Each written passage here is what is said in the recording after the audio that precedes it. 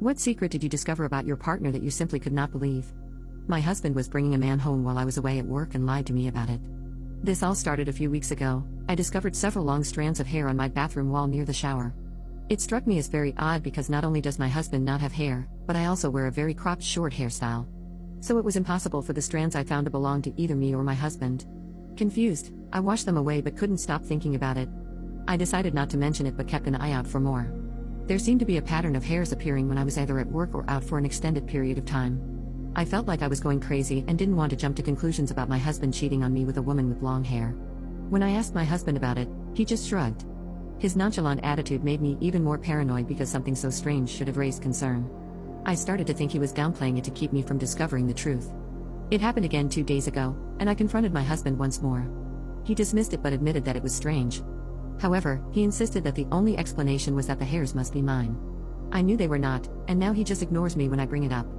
I didn't want to assume my husband was cheating and accuse him over something seemingly ridiculous, but I was driving myself crazy trying to figure out how the hairs got there, especially with my husband dismissing it as nothing.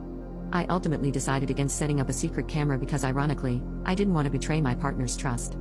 Instead, I planned to leave work early, something I had never done before. My boss allowed me to leave after half a day. Upon returning home, nothing seemed amiss. I was expecting to find another car in the driveway or parked on the street, but there was none. As I quietly let myself in, I immediately felt confused. In the hallway, I noticed a pair of shoes I didn't recognize, and they appeared to be men's shoes.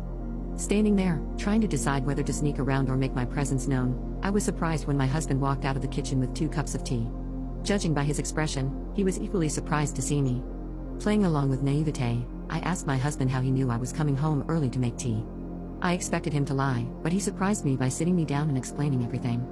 At the beginning of the lockdown, his friend, someone I'm not particularly close to because I had only met him once, had been evicted, lost his job, and had been couch surfing. Over the past few weeks, this guy had been traveling to our house with my husband's approval, to use our bathroom to freshen up before attending job interviews. He had also been borrowing shirts and suits from my husband. As it turned out, my husband's friend had long hair and a beard. My husband wasn't cheating on me, but he had been concealing the fact that his long-haired friend had been coming over to use our shower. I was so relieved that he wasn't cheating.